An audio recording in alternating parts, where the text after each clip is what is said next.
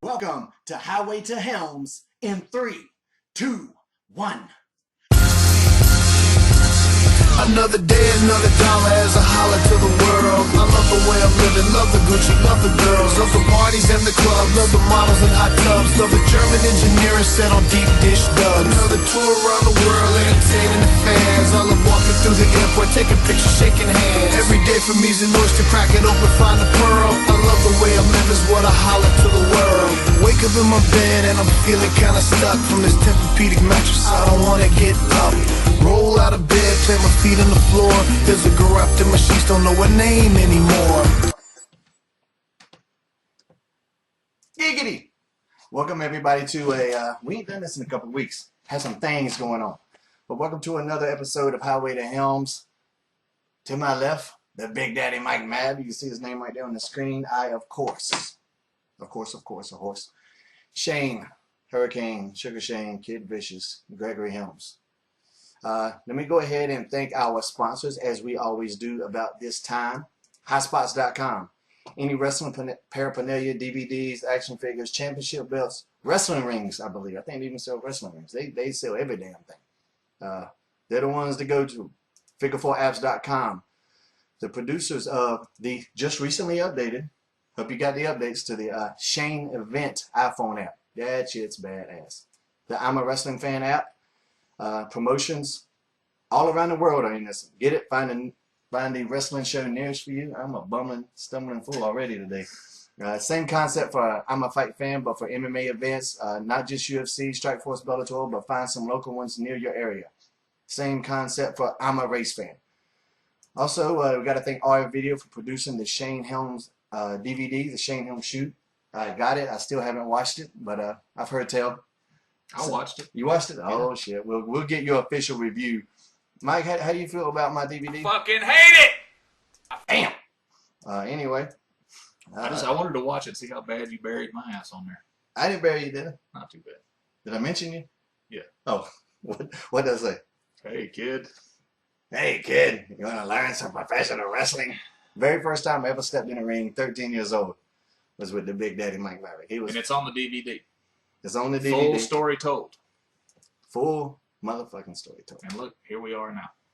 Here's the DVD once again, with that long ass, nappy ass hair I had. How long? What's the run time on that thing? I don't know. You get your money's worth on it. That motherfucker's long enough. I know I was tired of talking by the end of it. I was like, damn, can we get a part 2?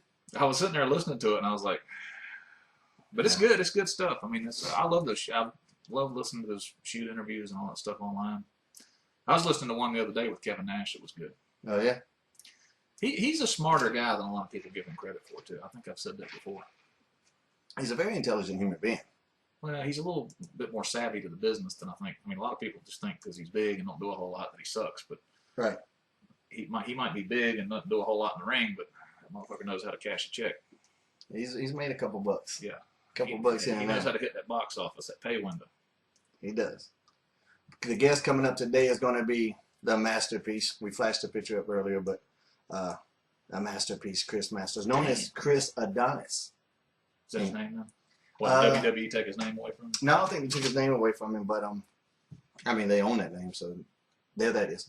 But we both just started performing for a group out of Nashville, Tennessee called Crossfire Wrestling, and I think they called him Chris Adonis, if I heard it correct. Got you boys caught in a little crossfire. Got you boys caught in the Crossfire. That's a really good promotion, man. They had a ton of talent on this. How do they draw? They draw good. Hell yeah, the Nashville Fairgrounds that we used to That do. place we used to work for, bro. Yeah, that damn thing was packed. That place will hold a couple thousand people on it. And there was a couple thousand there. Damn. Has Bert got anything to do with it? No. But it was Chris Masters, Carlito, Matt was on it, myself. They had Tito Santana there. Was Michael Yamaha? Cowboy. Michael Yamaha was not there.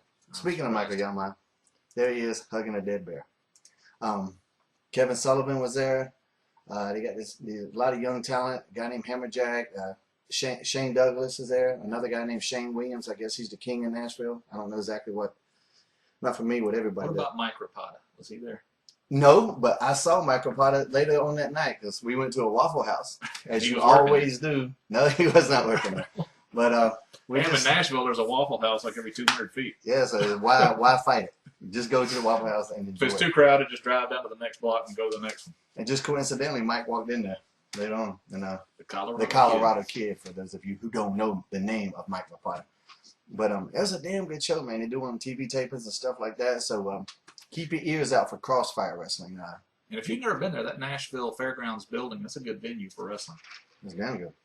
Did you have the kayfabe dressing rooms that night too?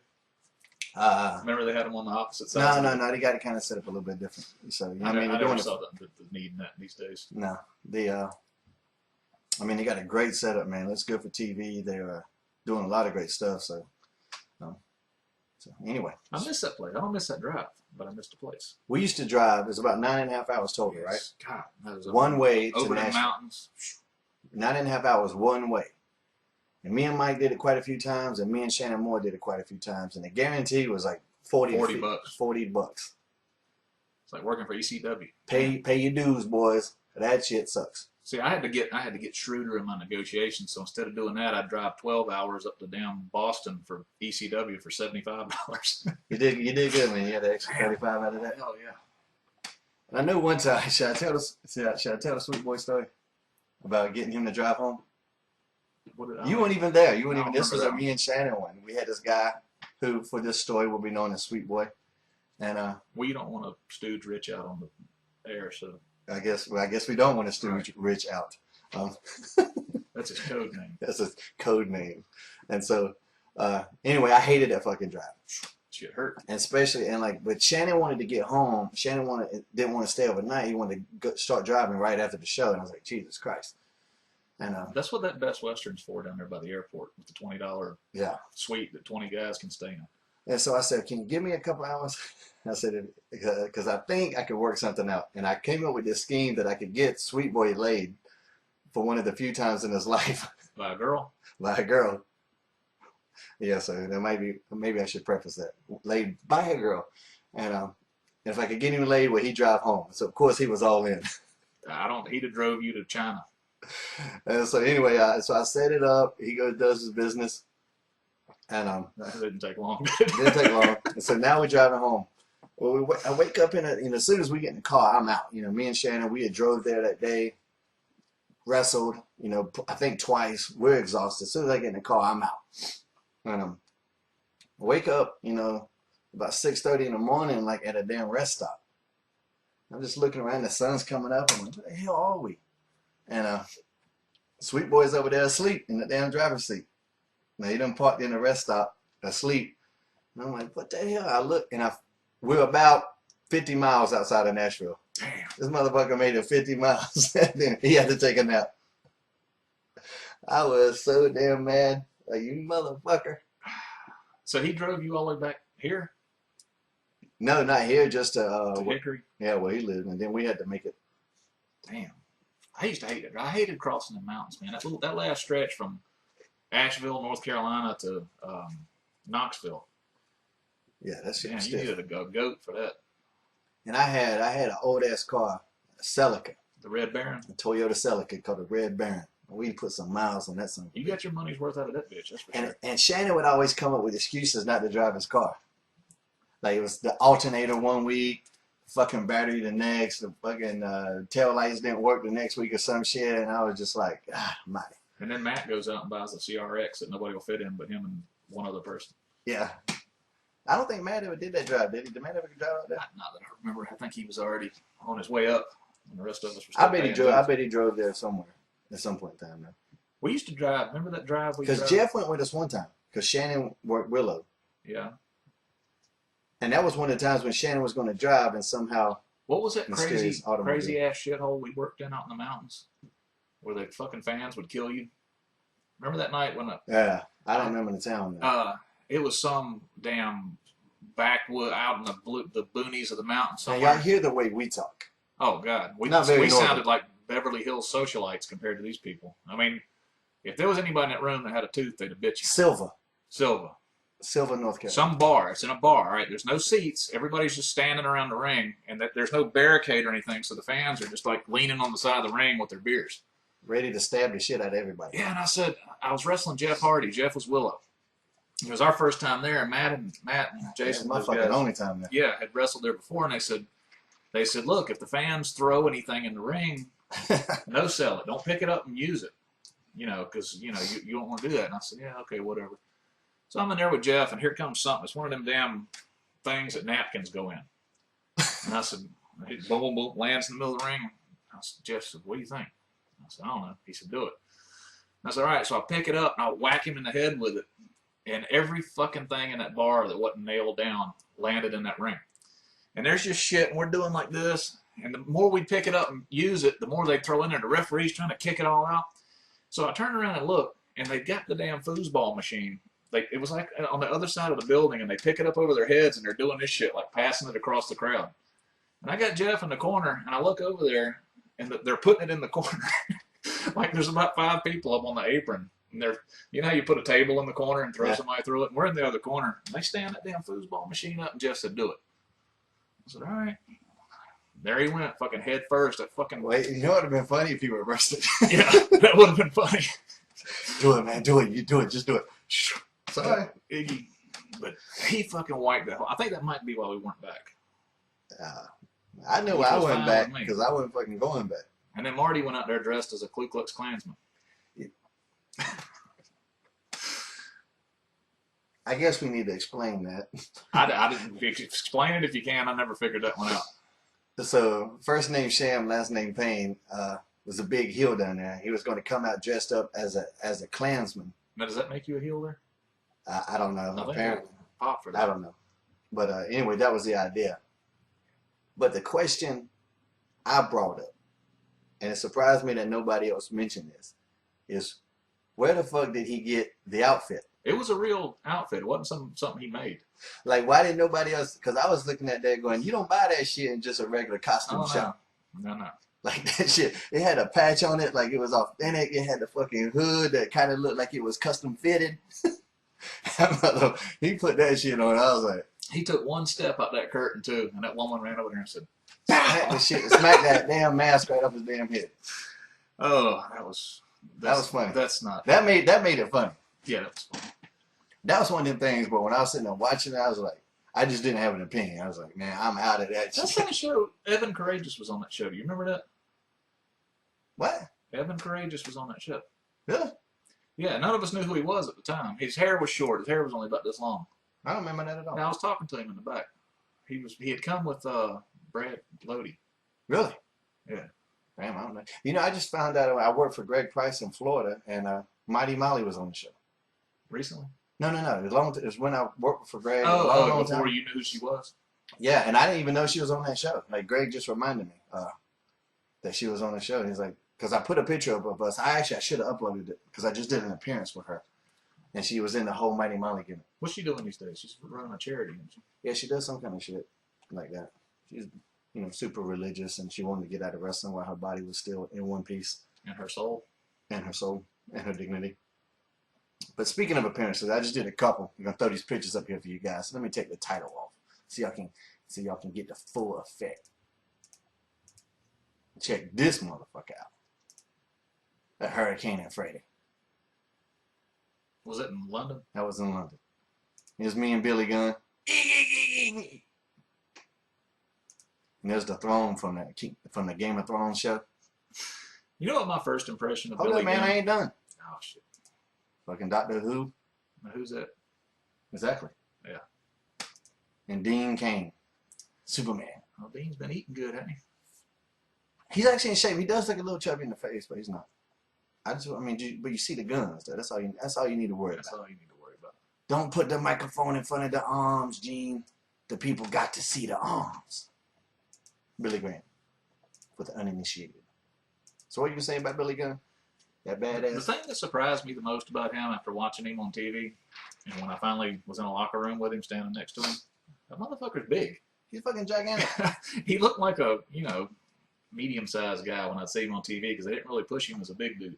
Yeah, he was so athletic and fast. Yeah, and he was just such a good bumper, and he moved around. I was standing there, I was going, damn, this motherfucker's big. Especially seeing him walking through an airport because, we went to London, so we're on the same flights together and just around normal people. You know who, like, my worst, like not worst, best, whatever experience with that was the first time I worked Big Show.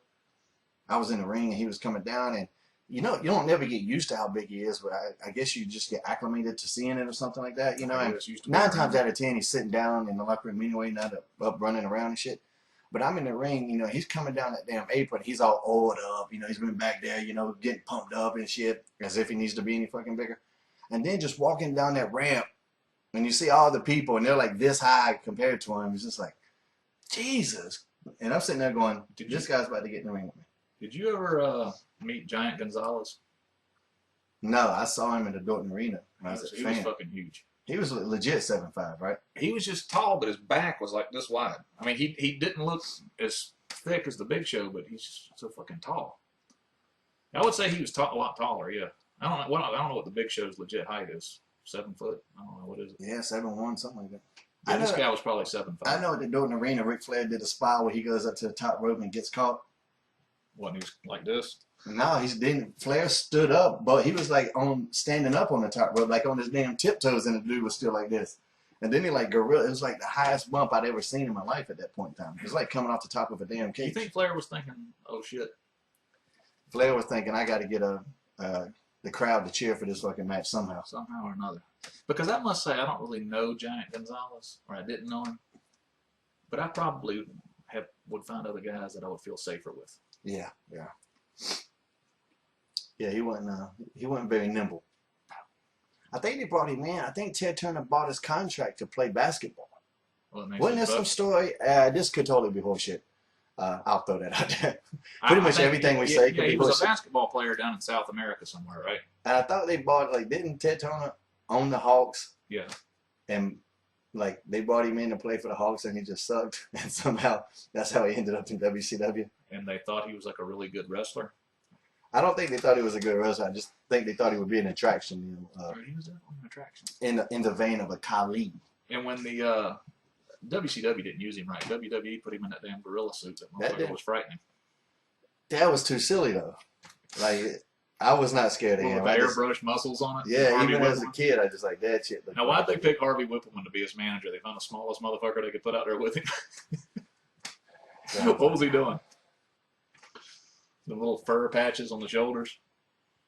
Taker's got some good stories about him, like how just clumsily, like apparently he had a good heart, was a good guy, but just so strong. He just like kept hitting Taker like right in the back of the neck with his damn fist. And of course that that hurt. I mean, somebody that fucking big could kill you. And so he said, and there was one pretty famous story where one time Taker just had enough and just started whooping his fucking ass. Just stood up and pow, pow, pow. Okay, I get it. No mas. No mas. Undertaker's one of those guys I wouldn't want to piss off. No. I would go out of my way to not piss off. And he's one of them guys, too, that if he actually just decided to beat your ass, you'd probably be better off than if he really wanted to fucking make you miserable. Yeah. Like Sick Bradshaw on you.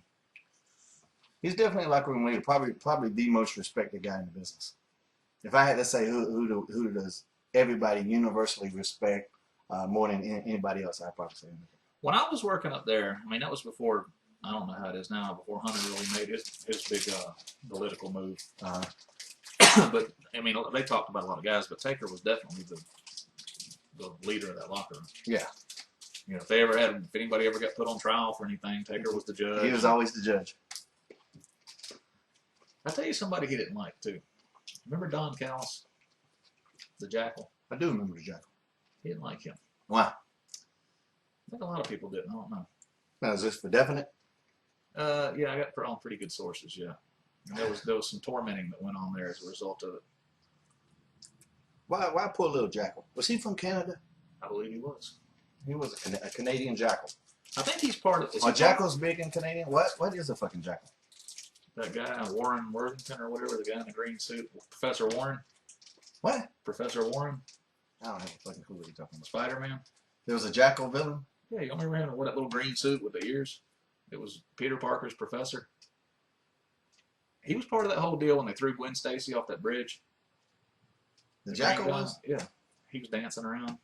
Spider-Man was my favorite as a kid. Oh, for God's sakes. Come on. Come on, man. Work with me here. I remember a fucking jackal. I'll have to look him up. But what is a jackal? It's a dog. A wild dog. Are they green? No. So why is this fucking guy green? That never made sense to me. Kind of like a dingo. The dingo ate your baby. Are jackals from Canada? I don't know where the motherfuckers are from. That one was. You are just a fountain of misinformation. Exactly. Fucking jackals. So everybody hated the jackal. Taker didn't like him. I think that was enough. That's not generally all it takes. So did you watch Raw this weekend? Yes, I did. How you feel about it? Fucking hate it! I was reading. We're gonna just have to put that on. Fucking hate it! I was reading. I fucking hate it! I fucking hate it! I was reading on the internet the other day that the WWE, I don't know how accurate this is, I just read it. I'm addicted to these If they put it on the internet, it has to be true. Has to be true. But they had made like $40 million in profit so far this year. This year already? Yeah. And that shit's just blowing my mind. That show is so fucking bad. I mean, I used to come home. I was talking to Jeff Rode about this morning. We used to come home. We loved wrestling so much that we would take every wrestling show. Back then there was, 5 or 6, 7 different wrestling companies out there with TV stuff you could get. World Class, NWA, Jim Crockett, their syndicated show, the WWE show, the who else was on? The AWA was on. Mid-South, we could pick up Mid-South. Did you say World Class? Yeah, World Class. And just, we taped all that stuff and we would watch it and we would study it and, shit, that's how I learned how to work. I didn't learn how to work down there in some damn training school. Shit, I already knew how to work when I got there. I might have picked up a couple of pointers, but shit, yeah. I figured that shit out watching tapes, and I wasn't out there punching people in the back of the fucking neck either. Light. Easy, brother. But I was just thinking, damn, we used to love that shit so much. Now I'm sitting there watching Raw, and I'm just, I got the remote. It's like I'm throwing up in my mouth a little bit when I'm trying to watch it, and I just have to speed it up. How do you really feel, man? Oh, God. I think you're holding back a little too much. It's not the guys. I mean, it's not that I'm just watching a bunch of wrestlers that suck. They just make them do all this stupid Saturday Night Live comedy horseshit. And they've got some really talented people up there. I was watching Dolph Ziggler last week. That motherfucker's good. Oh, yeah. I never met him. I don't, but damn, he took this bump. Did you see it when he took the turnbuckle? Who did? Ryback, I think. Yeah. Ryback threw him into the turnbuckle. I mean, this is how you sell and make somebody like Ryback look good. He took that turnbuckle, and this is hard to do, and he hit it with his shoulder and then did like the side of his head, hit the top of the pole, and I guess he hit the pole. I didn't see how he did it, but I know he hit it with his hand or something, made it go ding. Might have been his fucking head. It could have been. I saw Flair do that one time. They were having this match. It was like a 6-man tag match on TV, and it was like Dusty and Ron Garvin and somebody against Flair and Arn and Tully or something. And Flair's over there, and he's stumbling around, and I'm like, what the fuck is he selling? He took that face first, turnbuckle, and he's just bleeding all out the side of his head. I'm looking at him going, did Flair fucking get color on his ear or something? Who is he, Roddy Piper? And I was sitting there watching, and I was wondering why he did that. And we went back and watched it later, and what he did was when he hit that turnbuckle, his damn side of his head hit the top of the pole. That was hard way. That motherfucker rolled out on the floor. He was bleeding like hell, and I was like wondering, I've never seen him sell like that, staggering around like you're a drunk coming home down the damn back alley. Right. I think he was fucking knocked silly. Probably was. Fucking steel pole would do it. No, but that Dolph Ziggler is a great bumper. Flair got color in a match with me one time, hard way. It might have been my fault. I don't know. I just looked over. I mean, we was going at it, and I see him fucking bleeding. I said, what the fuck happened to him? Might have been me punching him in the fucking, but it's like out of his ear or some shit like that. It's probably that same damn wound I was talking about. You opened it back up. I just opened it up 10 years later. No, Dolph though. Dolph is the bump. It's a fucking bump machine. That Damien Sandow guy's good. Yeah, they got a lot of time. Oh, what did you think about this thing they're doing with that referee? I don't know. It's been done so many times before. What, Danny Davis with the Hart Foundation? Teddy Long? Yeah, this guy's actually a worker though. I do know that. So. I didn't know that until I saw him on there, and then I went back and started looking up shit about him. What do you think about his? I mean, I don't want to nitpick this guy to death on his first damn shot to do anything. What do you think about his promo? It didn't bother me. I'll say this. He looked like he was dressed like fucking Aladdin or somebody. Or damn Woody from Toy Story. Yeah, what was he doing there? I mean, if the effect was making people not like the way you look, then he had heat with me. Yeah. But here's what I gotta say about his promo. Nothing against him. If that's his first time, I mean, that's got to be fucking nut you up getting out there on Raw like that and having to cut a promo with Vince McMahon live. Right. And I don't know why they don't do more. if I was running that show, I would not do so many live promos. Right. I would pre-tape that shit. If you don't like it, just fucking do it again.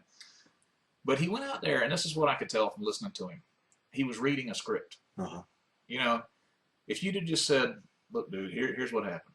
You know, you wanted to be a wrestler, you sent in your tapes, you worked all the indie shows, you busted your ass, you never got a shot, you paid $2,000 for a tryout, and you're pissed about it. So you get hired up here to be a referee, you're not real happy about it, you think you're being sold short, so you took your opportunity to try to make a mark on the business by fucking punching right back in the balls. You know, there's your point. You know, and then let him, but I don't know if he's capable of doing it, but let him tell that in his own words. Right. And it just would come off more, because that's one of the things what I think is so great about Punk, and I don't know if he's just really good at reading a script or they're letting him talk in his own words. But when he says something, it sounds sincere. Right. It doesn't sound like he's sitting there, you know, that somebody handed you a piece of paper and, you know, you sat there all afternoon going, you know, trying to, and getting out there and not, there's a difference too, and just, you know, somebody says, well, that guy cut a promo. I was never a really great promo, I'll admit that. But, you know, going out there and just talking and not sounding like an idiot or not flubbing your lines or something is one thing. And then going out there and cutting a promo like The Rock or Steve Austin or Hulk Hogan or Ric Flair, you know, where... See, I know what your problem was. What, too mechanical? No, you tried to have a wrestler voice. You know! That's yeah, I promise you that's 90% of the guys out there that have a problem cutting promo is they try to change their voice. Now, when I was the Hurricane, I kind of had to. I would do the behold and talk silly like, you know, like I was overplaying. You were playing a character though, too. But like, you know, anytime I did promos as Gregory Helms, I would just talk like I talked. Yeah. Just be a little meaner, but... I like the way TNA does that backstage stuff. They're very good. And I think, I don't know if this is true, but I heard somebody, one of the wrestlers say, I don't remember which one it was, but I think Jason Hervey's the one that does those things. Right. And I think it's kind of a little semi-shoot. I don't think they know what's coming. I think he just walks up to them with a camera and asks them a question and lets them answer it. That's probably the best way to do stuff. Yeah, and then they just talk in character and, you know, you get what you get. If you don't like it, I guess they don't use it. If it comes off good, they do. The secret to a promo is believing what you're saying. It's not a lie. Yeah, it's not a lie if you believe it. Because the people ain't going to believe it if you don't believe it. I mean, that's the one thing I always heard about. If you don't believe it, they can tell. They can tell. I mean, that's why I helped the Hurricane get over, was people could tell that I believed the shit. Now, I didn't really believe I was a fucking superhero, but, you know. When I was in character, you would, though. When I was in character, I believed that shit. You know, I was better. Like I said, you know, I probably didn't have enough experience. Like, I could cut a promo, and I could do it on one take. But like when that promo you cut on Matt Hardy, you believed it. When I said a loser leave town match? Yeah. See, you believe that shit. All y'all motherfuckers are gone. Get out. even if you win, it's a loser leave town. That's because that just came out. I didn't even think about it. Yeah, but the whole thing about Matt throwing a party in his own honor and all that shit, like you believe that shit, and that's why it was your best promo. I believed it because it was fucking true. True, exactly. That's why you believed it. No, but I mean, yeah, I mean, if I didn't really overthink things, I never remember going out there and just going, you know, but, you know. I had a very funny promo moment this weekend. Friday night, I did a show in a military base in New Orleans, Bell something. South? No. But anyway, it's on a military base. It was like for military families and all that. It's a big 6-man. And one of my partners was a sergeant in the military. And so he was going to be, I knew I was going to finish it with the American hero and the superhero. And I had a little Asian partner too. And his name is like Bukaku or something like that. But in my mind, I was like, I couldn't remember exactly what it was. And I was afraid I was going to say Bukaki, which don't Google that for to save your life. Just don't. And especially, is that like Japanese people that wet the bed or something? There's Japanese people and there's wetness involved. But anyway, and so I go, and so it's going to be this guy. So that's what I call it. I go, this guy. This is an American hero and a superhero. So when we got back to the locker room, I saw everybody just kept calling him this guy. And then they kept calling him Ling Ling. So I thought that was his real name, but his name wasn't Ling Ling. I still don't know what the fuck his name is. But we had a good time. It was a great match. It was a great match. I'll say this. When I would say it, Mike. When I would go to the ring, I don't know about you, but when I would go to the ring, I see guys now, And it seems like when they're thinking about what they're going to do in the ring, you know, they're over there with this list of all these things they need to feel like they need to get into this Look, fight. like George South now, you're going to bury No, him? not. It's not that. It's just that seems to be what they're focused on. Now, me, on the other hand, you know, somebody'd say, all right, Mike, it's you and this fucker over here. And if I knew him, it was a little easier, but if I didn't, I would just look at him and I'd go, what kind of story am I going to tell with this, you know, he's got long hair, you know, am I going to pull his... And I would figure out what I wanted the story to be, and then I would work backwards and fill in what I wanted to do. Gotcha. And then, you know, because like you said, we were talking the other day, you wouldn't go out there and wrestle Chief the same way you'd go out there and wrestle... The Iron Chief. Yeah, the Iron Chief. You wouldn't go out there and have the same match with him that you would have with Austin Aries. Exactly. So that's what I would do. I've got the Chief here. And, you know, there's some people that would look at the Chief and go, well, I still got to do all my shit. Yeah. But Chief can't do that. I don't care. I got to do it. You know what people like that deserve? Go, I sound fucking beaten. Ding! Ding! Ding! Damn, I didn't know he hit her 3 times. I wish. What do you do when somebody's talking shit? I guess tell them to shut the fuck up. That is a sweet shirt. Hold on, let's take the title off so people can get the full effect. Now, when he put the shirt on, the word fuck was actually about this big. Shane said, I like it. Shut the fuck up. And I'm like, Yeah, it puts the emphasis. What are you doing, man? got a little stretch going. That's all right. Back in the gym. I'll get it back. All right, let's go through a quick commercial break real quick.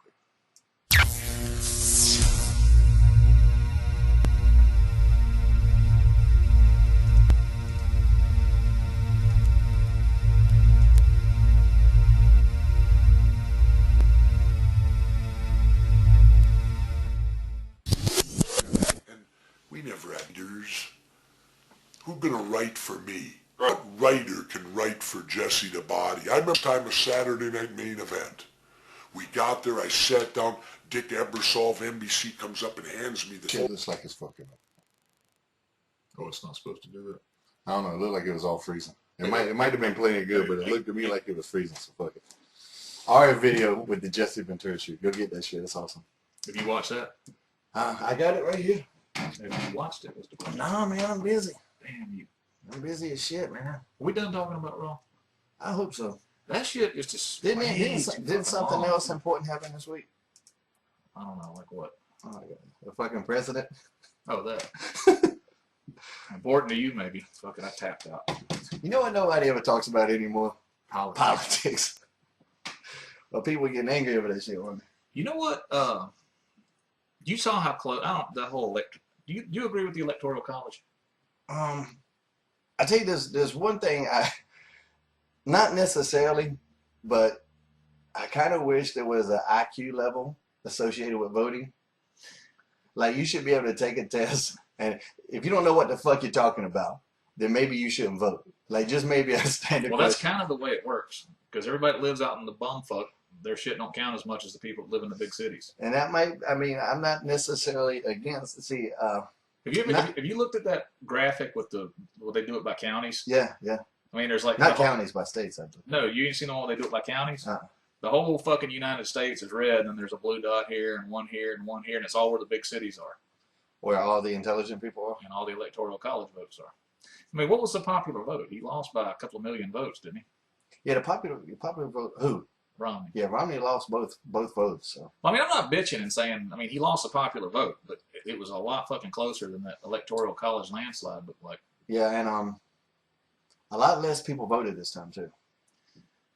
But my point about that is when you have a 49 to 51% popular vote, doesn't that mean that whoever wins, half the country hates you? Yeah, no matter. Yeah. So it's like, damn. I mean, what 20% of the country voted for John McCain back in... I have no allegiance to either party, and it bothers me when people have that blind allegiance. Like, yeah, no matter what, I'm a vote Republican. I don't give a shit if we got the worst guy ever. And the same thing, I'm a vote Democrat. I don't care if we got a mass murderer as our candidate. That's why I don't see that. I don't know why people have that blind allegiance to a party gang that has mentality. no blind allegiance to them.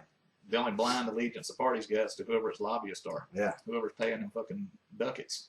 Yeah. But I'll tell you this. I've been a Republican ever since I can remember. I'm so fucking pissed off at that party right now that I'm ready to take my voter registration card down there and switch my shit to independent. Mine actually still says Republican. I'm gonna change it because I was, and I understand the people that make good money. I understand that mentality because here's why a lot of people that are Republicans are Republicans. When you make good money and you make decent money and you're writing out those huge tax bills, like, I mean, when you write a 6-figure tax check, like that hurts your damn heart. I wrote out tax checks that could buy houses, and I'm sitting there going, what the fuck are they doing with my money? Yeah, and then what they turn around and do with it is. And Bush is what turned me off of it when they took my tax money and went over there and murdered a bunch of people in a country that I got nothing to fucking do with. Yeah, they were living out in huts in the desert. Yeah, that's when I was done. I was like, they're already fucking hot. For me, yeah. For me, that was the main kicker. Like, for the Obama, not that he's perfect at all, but if Obamacare is the worst thing he's done, as opposed to going over there and murdering 250,000 Afghans and Iraqis and all that shit, man. Let me tell you where I stand. See, I'll take Obamacare over warfare any day. Here's what bugs me about the Republican Party is you can't have. I mean, almost all the moderates are gone out of that party. It's all these hardline. Giuliani's great, man. You ever listen to him? Yeah, but when one of them tries to, I mean, I'll put it this way: if Mitt Romney wanted to run for president, he couldn't go out there and say, "I'm a Republican candidate for president, but I support gay marriage and legalization of marijuana." They would never. That would never fly. They would either bully him into changing his. I mean, regardless of how. I'm not saying he feels that way, but I'm just saying, if you don't go along with everything the party wants to go along with, right, they'll fucking ram you into the ground, or you'll be out. I just think his just train of thought's outdated. Like, I don't know. I wonder how much is his train of thought, and how much of it is the party's train of thought. He was. I mean, it just became a joke. The flip flopping. Like, he did it so much that it became a joke, but it was ridiculous. He failed on a lot of things. Number one, he was never able to convince the voters, I don't think, obviously, that he's not a rich bastard that don't give a shit about him. That's exactly what, and see, that's what a lot of my Republican friends are. A lot of my Republican friends think they're in that upper echelon that the Republicans really care about. Right. And I make a lot more money than they do, and I'm not in that upper echelon. It's just adorable, actually, that they think they're up there when you're not even fucking close. Oh, shit. They don't care about the middle class. The Republicans care about that top echelon, and that's all they care about. Well, they've got that mentality that if they take care of those people, it'll... No, that shit, that's ridiculous. There's just a lot of things. And like, their desire to deregulate every... You know, you can't go out there and tell the fucking mortgage industry to do whatever you want, you know? Yeah. Because they're going to fuck everybody. Yeah. You know, I mean, you can't deregulate everything. You know, even Ronald Reagan, God bless him. You know, he went in there and deregulated the airline industry, and that whole fucking thing went to hell in a handbasket. You remember that? It still is. I mean... Is it regulated now? I don't know to what degree. I mean, you know, that was his big thing, and all the fucking air traffic controllers went on strike. I mean, it was just a fucking mess. You know, Eastern Airlines went out of business. It was just a, I don't know, clusterfuck. Fuster Cluck. So did you watch? I like Gary Johnson. I'm more leaning more to a libertarian than. Yeah, I mean, there's things out of. I mean, some of the stuff the Democrats do, I don't like. Some of the stuff they should. I think it's criminal though that they don't allow that third party a chance to debate. They should have the chance to debate, and that way more people could listen to them. Because I promise you that if more people could hear what Gary Johnson said and what Ron Paul says, that you would like what they say. What Jesse Ventura says. Way more, yeah. You would like. I mean, that's why Jesse wasn't a popular guy as far as in the political world. Once he debated, he won the people over. All you had to do was hear it, and he won the people over. And that's the same thing with Gary Johnson and Ron Paul. Once you hear those guys, and of course they're not perfect, nobody is, and I know it's easy to sit here and nitpick this and that and the other. But once you hear overall in general, you weigh the good against the bad, those are the guys you would want as running our country. Successful businessmen. They don't want to handcuff the fuck out of us. They don't want to keep throwing people in jail for no reason. They want to end the Fed, which is ridiculous. I mean, it's such a great thing to do to just get rid of that Federal Reserve. But anyway, I don't want to get too political, but we'll have Chris Masters on there. He's pretty heavily opinionated when it comes to a Democrat or Republican. He's a Dem. He loves the big O. We also got a thing. We're going to go real quick to this top rope belt promo.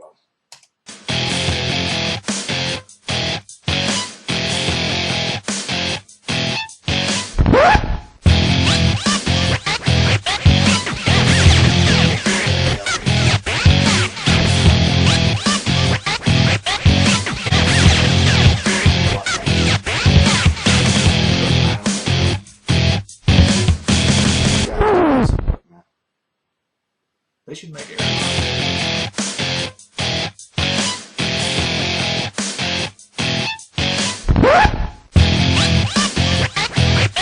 Yeah, that's bad. They made. You know Aaron Rodgers' gimmick? Yeah. Oh, go grab my Helms title. Man, shit. I know it's 7 feet away.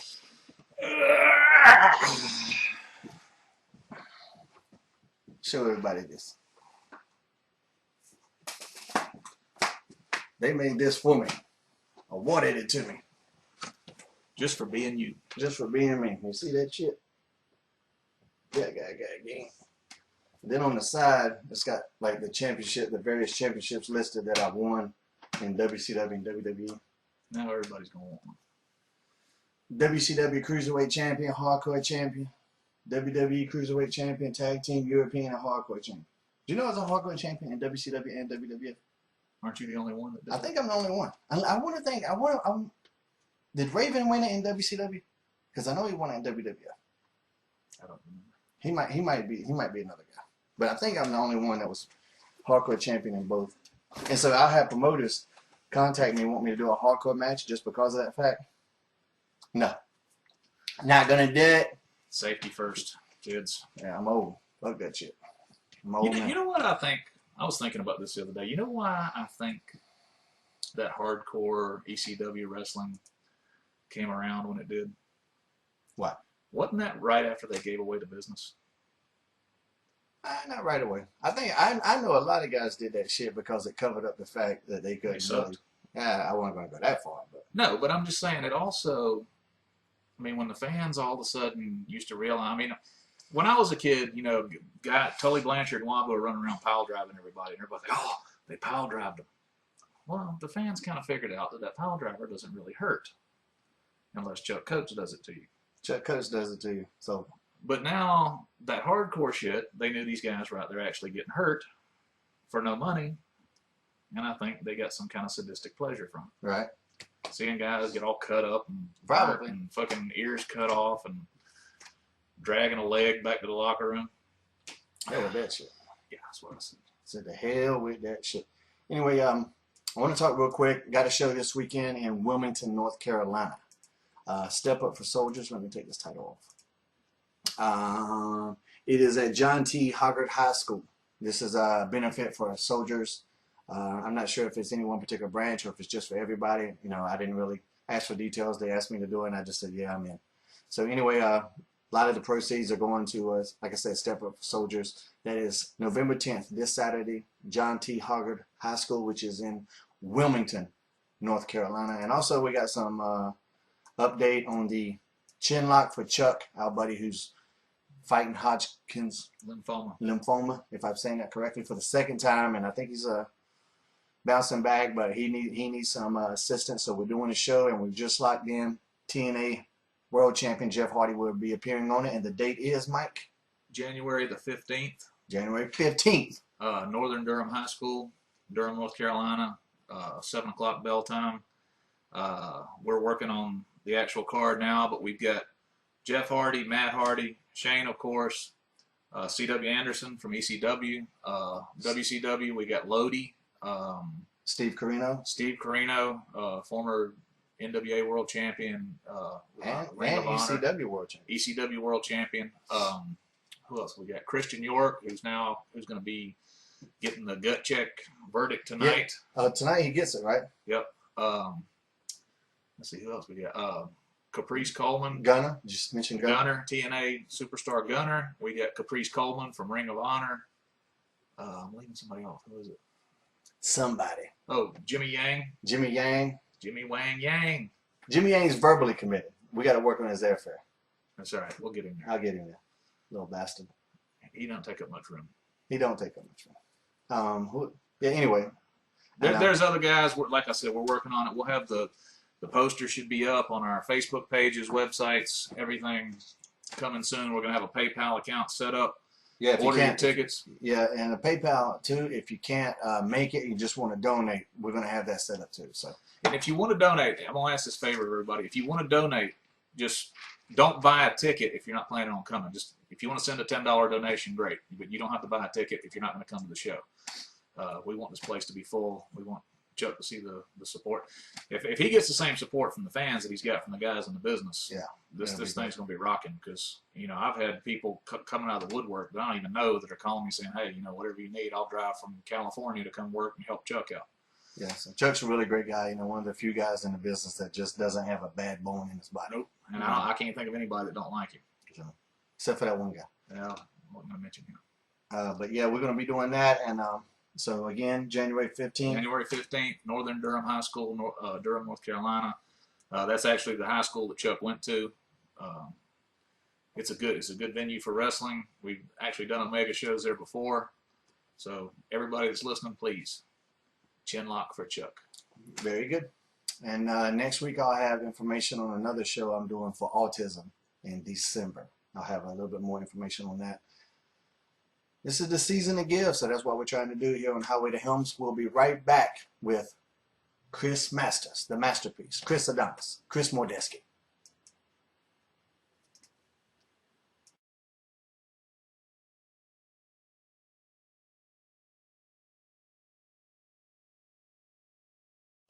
And we're back. We got a special guest on the line, the masterpiece, Chris Masters. Once again, we got to thank highspots.com for all their help. And we got to thank RF Video for all their help in producing the Highway to Helms Season 3. Going on, actually, I think we've exceeded 1.5 million downloads on iTunes. The youtube.com/shanehelms.com. I think we're approaching 200,000 on there. That one's slow to pick up. They're not catching up yet. Anyway, iTunes is what we're worried about. So there that is. Ladies and gentlemen, let's bring in a man who needs no introduction, but I'll introduce him anyway. It's the masterpiece. He's not just built for show. He's built to go. The master. Oh, I still remember that. Yeah. Oh, man. He's reminding me like 10 years later. I love it. He cut that promo in a house show one time, and we went crazy. Everybody just laughed. For no reason. It wasn't like it was bad. It was just funny. I don't know why it was funny, because I'm just not built for show. I'm built to go. And I just remember we were laughing. There was also one where I was like, I have the greatest physique in quite some time. And then everybody got on me after that one. They were like, you don't say in quite some time. I got the best physique. Of all time. I got the best physique in the last 2 or 3 months, at least. Yeah, I'm the new body guy, basically. I'm the new body guy. I thought Carlito was the new body Well, guy. I think Chris is instrumental in converting Carlito to the body guy. Oh, he gave him the body You'll rub. see, he was charged. You're going to get me a lot of heat for this one. Oh, yeah? Well, I mean, body guys aren't typically, they're typically frowned upon, but I think we're starting to come back. You're making a big comeback. These motherfuckers, him and Carlito, we're doing this show Saturday night in Nashville, Tennessee. Big show. This one last week. Yeah, Crossfire Pro Wrestling. Chris Adonis, I believe you're being billed as. Yes. Chris yes. Adonis. And they got their own little area over there, and they got this shit laid out. It's the body oil, the bands, protein.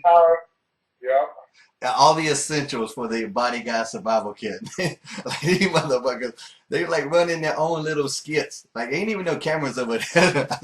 I was like, we need to be filming this shit. This is what we need on the show. My new fucking. Oh yeah, Carly is hilarious. You know how it is. And when I get around him, we just get stupid. We just get stupid. So I mean, yeah. I mean, we declared, it was actually Bobby Lashley and myself that declared him a body guy on the day of the gathering with ICP. So, but I don't think it was official until he changed his Twitter name to Body Guy Lito. Yeah, at Body Guy Lito for those listening. And now, I had to, and you were there, I gave him credit. I used to think I was the funniest guy on Twitter. And I'm still up there. But Carlito shit right now is the funniest stuff I read. Oh, yeah. He's good for at least a retweet a day. At least. That's how you rate guys. He's got this great system. Hey, check this out. You know what he does? Like, I don't know if you do this too, but like, he'll like write his tweets as they come to him, and then he'll draft them. Like, he won't actually send them all at once. Oh, really? So, yeah, so he's got like a back pile of like 20 tweets just ready to like, unleash on the world. Okay, you were saying that Carlito, he saves his tweets and ready so he can time them at certain times or whatever?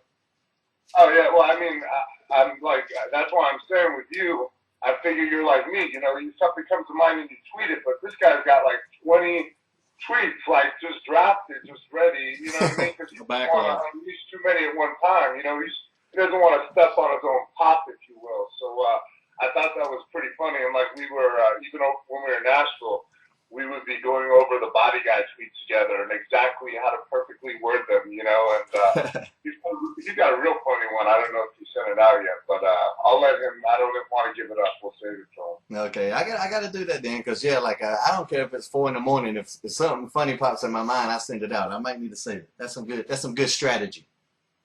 Because I know they did studies when there's certain times of the day that more people are on Twitter, and that's when certain times of the day when you should tweet and not. He's probably got all that data if you want it. He got it all. See, that's some shit I should know. But that's what I was thinking about, actually. I mean, it only makes sense that people are going to be on after work, you know, especially like East Coast hours. I'm on the West Coast, so I always got to think about, you East Coasters, especially when making calls and all that stuff, you know? Hell yeah. So anyway, I was saying the Crossfire show, who selected the name Chris Adonis? Was that you? Or was that something creative came up with? Well, no, I actually did suggest the name, but that's because, for Ring Ka King, I used American Adonis. So okay. The Adonis name is kind of cool, you know what I mean? Oh, totally. Fitting, I just kind of figured that would be the right way to go. This is Chris Adonis. I don't know. I'm not that, creative, I guess. No, it works, man. I didn't know. I know that Rocky King stuff was pretty hot, but is that totally done, or is that got a chance to? That was a big show in India. That TNA was involved in that, right? Rocky King. Yeah, it was a TNA affiliate, and Jeff Jarrett basically ran the whole thing, and we might do another season, but I haven't heard anything about it, and I haven't heard anything optimistically, at least, about it. But I mean, you would have tripped. It was kind of like it was. They got this crop of talent, you know what I mean, of American guys with, certain levels of experience, and we had to work with Indian wrestlers that were literally 2 months into their training. Eugene Nick Dinsmore had to basically move to India and train those guys and give them a crash course, and then so our objective was to, at least, not to have a spectacular match, but get them through a halfway decent match, or, just anything. So, I mean, you can understand the challenge in that, man. It was a battle every night. And, to be quite frank, I mean, those guys are wussies, man. I mean, they were bitches about everything. I mean, you could go out there and have a pretty good match with a guy who's 2 months in, and they'd come back and they'd be complaining about a potato or this, that. Not for me. Not for me, because I know you got a story about me. That, I was gonna say, was your matches harder with them than my matches were with you? Well, I've gotten a lot better. Maybe that was a learning curve there. Speaking of the time I worked you, obviously, maybe we should talk about that. And it's pretty funny now. Well, it is funny now because there's 2 points where I feel like it was kind of a. We were off to a bad foot. I was about 4 months in on the road, and I was working with Shane here, and I was green, and I didn't understand the idea of Shakespeare and pantomime, and you don't really have to do it. So I mean, I was hurting him in that match a lot, man. He would put me in that shit, and I was going, God damn it! Yeah, and eventually one night it got to the point where he blew up, and you didn't even sell it. You got up, and I don't know what did you say? You said something like "fuck you" or something. I said, "You stiff motherfucker!" Like he did it, and when he threw me down, I just said, "You stiff motherfucker," and I rolled out of the ring and just walked to the back. Like I didn't say a motherfucking thing. I just. You should have been in the ring. Yeah, he was gone, and I was just like in shock because I was like, I wasn't trying to hurt nobody. Not as much of an excuse for that one, although just me being green. But there's other instances where I've learned like exactly what you're saying. Like I was working with Rove Mysterio, you know what I mean? And like with him, it's like he weighs what does he weigh? About $160 or whatever.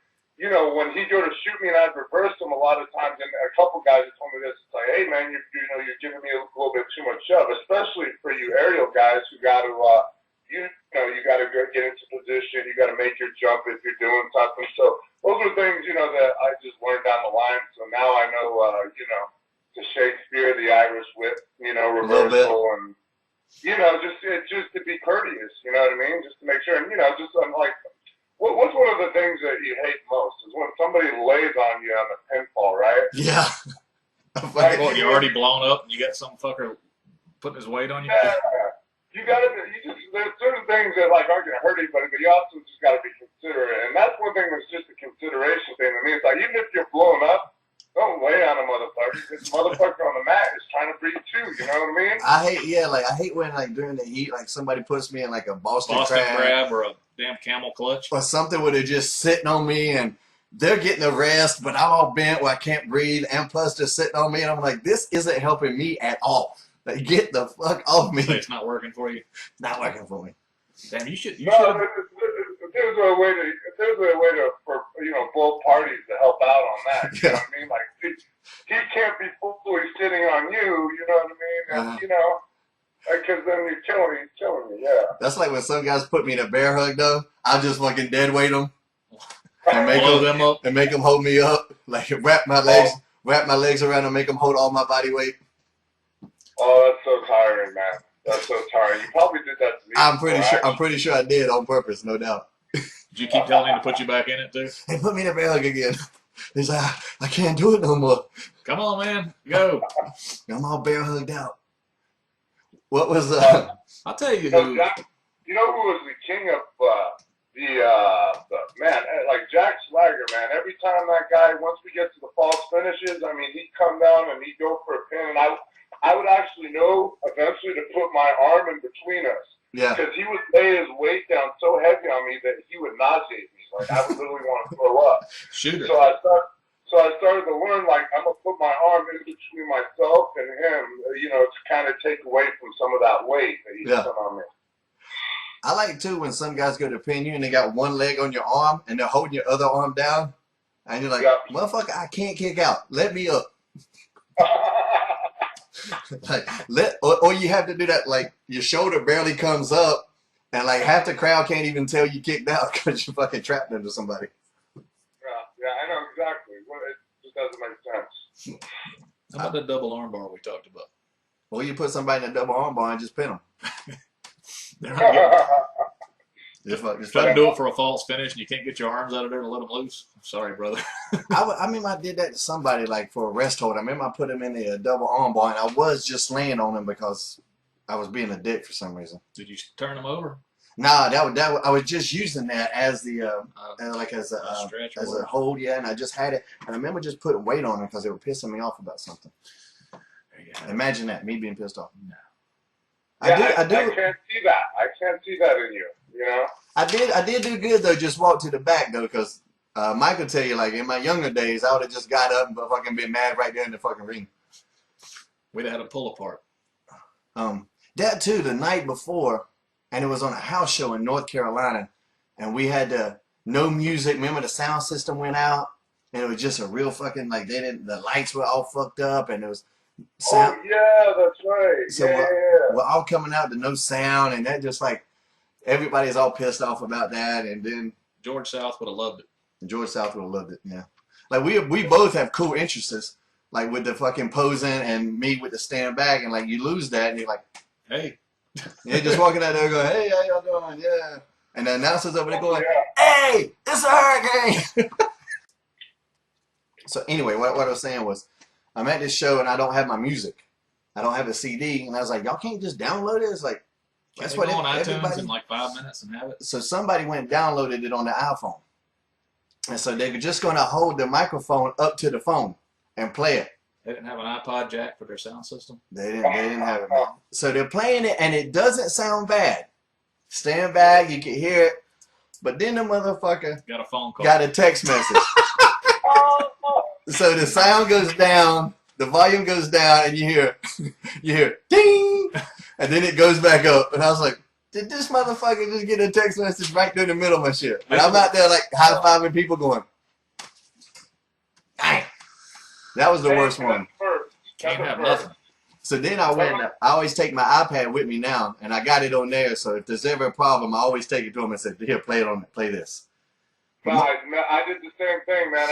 Right after my release, I didn't bring my music because I didn't think about it either. And then the great thing is you can just sign on to YouTube. I was like, oh, well, I didn't have the CD. I'm like, whoops. Actually, I went on to YouTube with my phone, and I'm just like, connect that and play that. So, but I still bring a CD with me just in case now.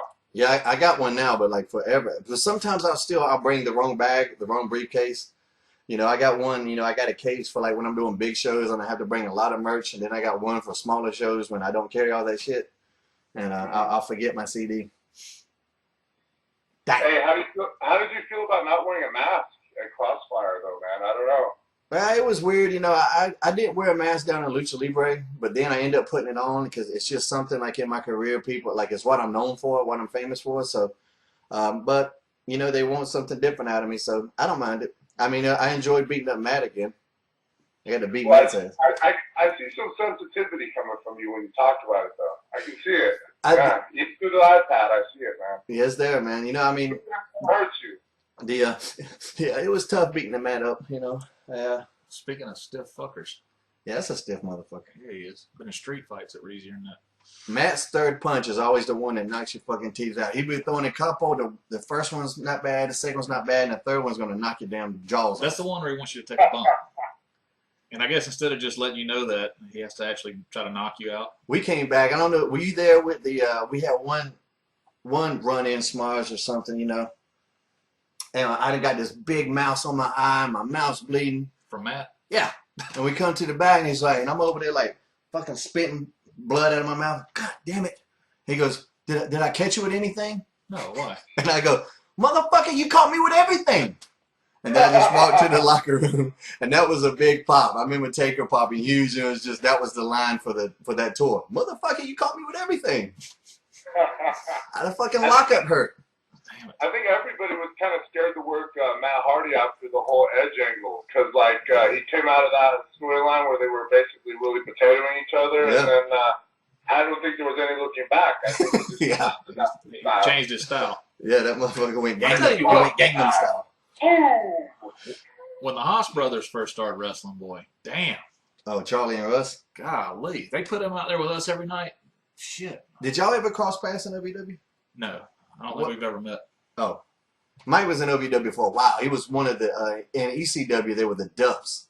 He was, Jacked up. He was jacked up, and then there was Bowed Up. They were definitely body guys. Back then. Oh, yes.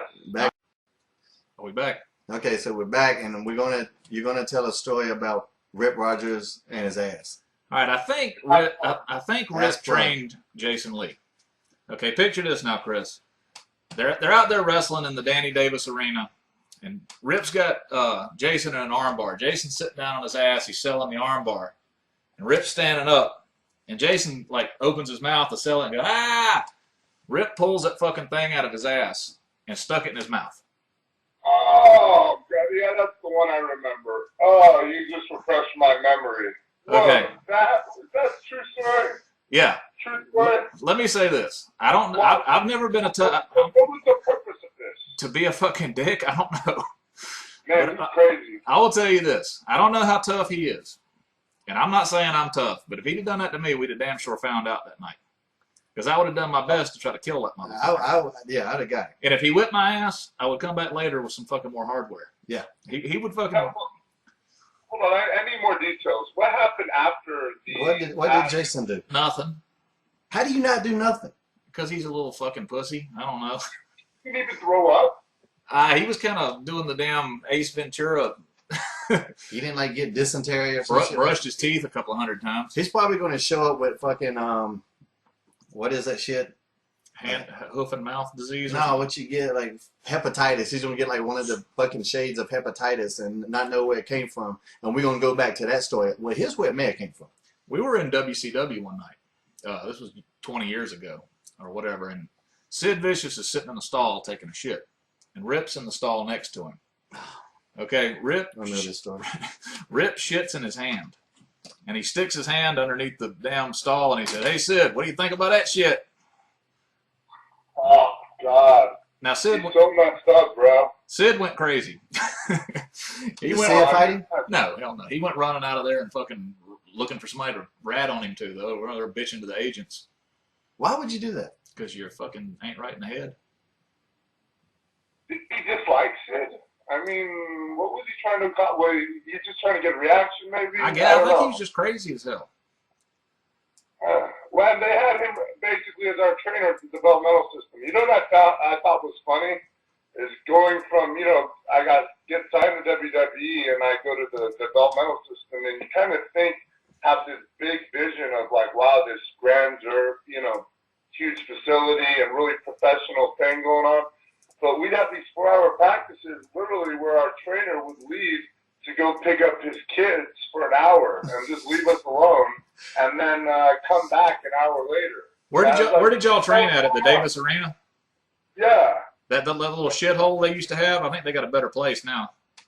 No, I was after they moved over the river, I think. You're talking about like where Cena and all them were training. Cena was there when I was there. It wasn't in Kentucky. It was over the bridge in Indiana or whatever. It's still at the same place now that they were, I think, when I was there, right? Because they haven't moved. It's the same Davis. Yeah, it was an old, like, hole-in-the-wall building down over there where it looked like Berlin after World War II or something. Oh, yeah, exactly. Dude, it was insane. At that show we did in Nashville, there was a couple of... And we're back. Microphone's on, which is good news. But, yeah, well, I guess we're going to talk about the election. And Chris had asked me, was I a Democrat? And I was for this one. I was Democrat, and I voted Libertarian on a lot of stuff. I would like to go Libertarian full ticket, that's more to where I lean. But I was so afraid that Romney's fucking people would win that I definitely made sure I voted for Obama in the presidency. But you voted Obama? Yeah. Oh, I voted Roseanne. Oh, yeah. That's your girl? You voted Donald Trump? No, but I agree with everything you were just saying, especially more so in the 2008 election, because you were talking about wasting money in Iraq and killing people and all that stuff. But I think this one just came down to strictly, to me, people are already very cynical about politicians, and I can see that. Like, you can't really trust none of them. But Mitt Romney was the epitome of an empty suit, man. This guy flip-flopped. He was not a man of conviction. And, like, I heard interviews with Obama when he was in the Senate or before he had, even run for president, talking about how he'd go into Pakistan, he'd take the guys out of Iraq, refocus on Afghanistan, and he would go into Pakistan if they had a reasonable shot at getting bin Laden.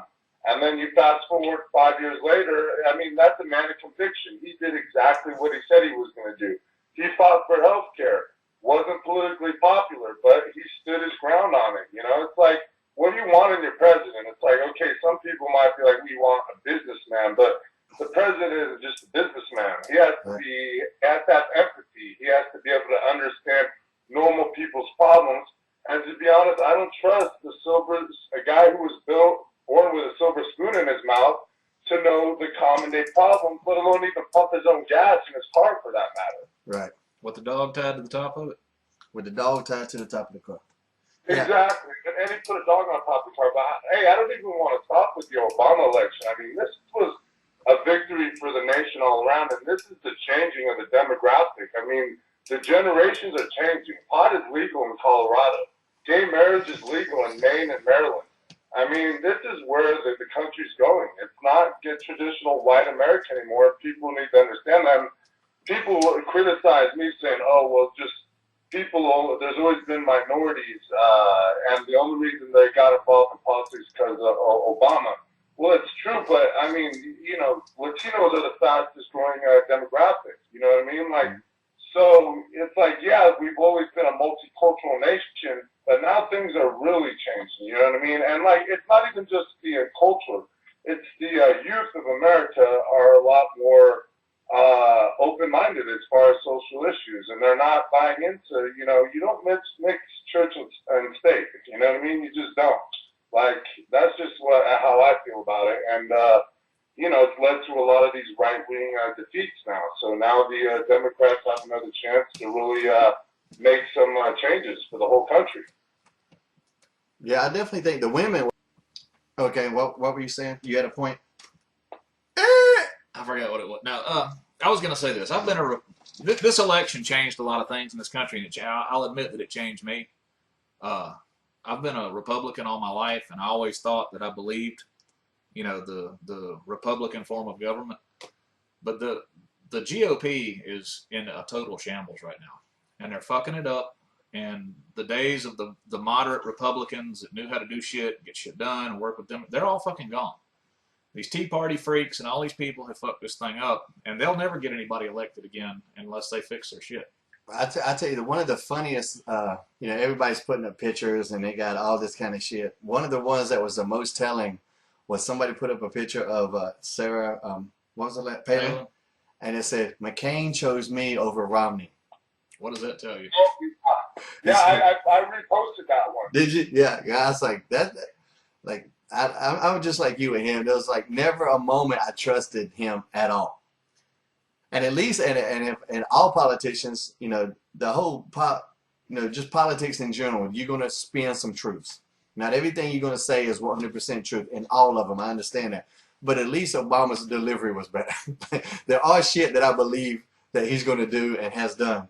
The fucking Romney was just one horse shit after another. Well, and another thing is, man, there's a few ways to look at this.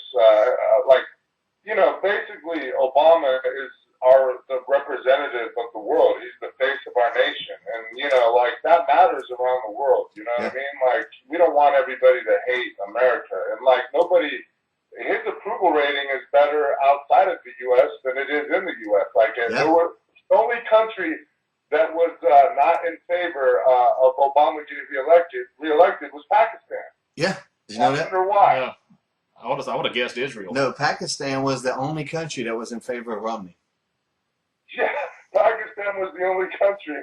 But you know what? One of the best parts of election night was Fox News. I've been hearing a lot about it today. Was Karl Rove, who is the guy who, he's supposed to be the think tank for the Republicans, and he had a complete meltdown on Fox News. Yeah. I mean, he did not. I mean, the election had been called for 10 minutes, and he was still saying no.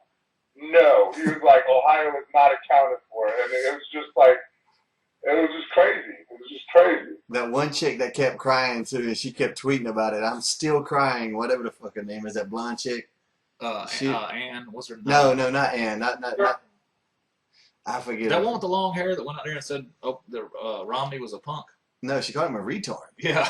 I mean, she said Obama was a retard. No, there was one girl with the Tea Party or something that went on there and said Romney was a damn fucked them all over because he was a pussy. No, it was I don't know who you're talking about. This one was pro Romney. She was just crying like shit. And there was one Ann Couture or some shit like that. Yeah, that's the one I was thinking about. She's the one that Yeah, Coulter.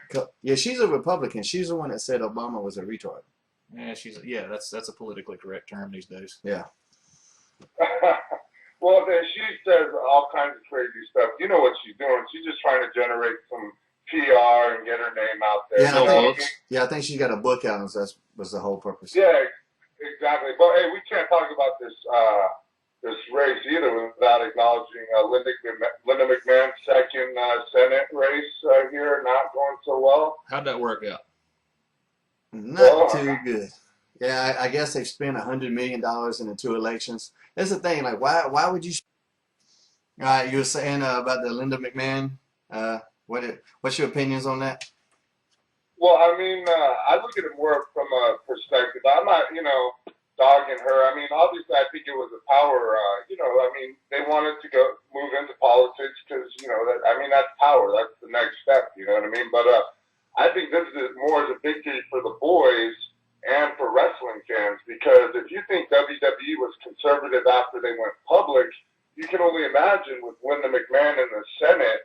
I mean, the dreams of all the fans out there of one day having an attitude era would be gone. I mean, now they don't have those limitations, and maybe we can actually have some good products. You think she'll run again? You think she'll run again? I don't know. I don't know, man. After $100 million, you know what I mean? Two times. What kills me about that? Even if she would have gotten the job, would she have got $100 million back? No. What does that job pay? 200,000. No, but they would have had influence. You know what I mean? It's like I think that's what they want. What it comes down to, right? Yeah. I mean, it's not about the money. It's not about what they're going to get paid. It's about what can you do for me and what can I do for you, right? Yeah, they want to be with the Rockefellers and the Illuminati. You believe the Illuminati? I believe they're illuminated. I believe there's some people. What about the Illuminamis? Yeah. I believe there's some people out there, man. I believe there's a small group of people that try to control everything. And the Trilateral Commission. Doing some shit. What about the Living Tribunal? And the That's him right there. The Knights of the Templar. All of them trying to get us. All in there together. And the Freemasons. They're trying to get us. I think. Well, now the next question too that begs is how many future endeavors are we going to get within the next few months now that they don't have to worry about firing people because she's not running for election and they've spent $100 million. Within 2 weeks, I bet you they'll fire 20 people. It's very possible, but at the same time, with 3 hours of Raw, they got the Saturday show now. They got the Wednesday show now. They need bodies. Yeah. So there might be some endeavors, but they need people. XFL. What happened the week after that shit shut down? Mike, get out of here. Fucking ass out of here. Well, let's see, WBF, XFL, they're trying to do movies. Yeah. How's all that working out? Maybe here's a good idea. Stick with the fucking wrestling.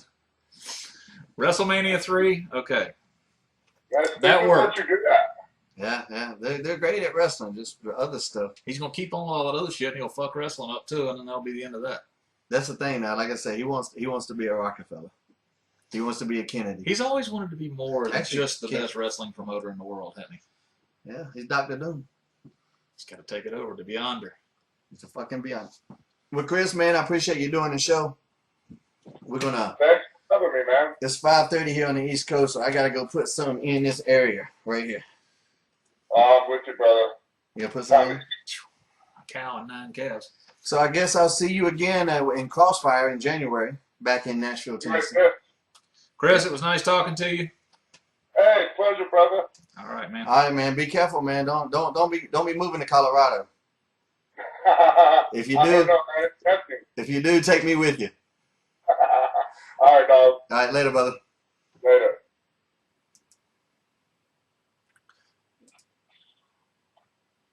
Boom, man. They're gone. I can still hear him. He's gone. And there we are, man. I hope this one turns out. For the people watching, you might can tell this one was a little choppy. Yeah. It's very expensive software. It's giving me difficulties. I don't like that shit. I don't like that shit. What do you think about it when it causes problems? I fucking hate it! I concur. Anyway, man, you got any parting words? Just everybody keep an eye on Chinlock for Chuck. We're working on the card right now. This is the book. For those of you who don't know what a booker does, we're writing a fucking book. We're writing a book. But we're working on the card right now. We've already told you the talent we got. We're just figuring out how to put them all together. But everybody come out, support Chuck, buy a ticket to the show, come sit in the crowd. Even if you're a wrestler and you're not booked on the show, don't be embarrassed to come and buy a ticket and sit in the crowd, because it's for a good guy, it's for a good cause, and you would really be helping us out. Yep. So that's cool. Sounds good to me. We'll see you next week. I would announce the guest, but I don't know who it's going to be. But it'll be somebody. Heaven forbid. Highway to Helms.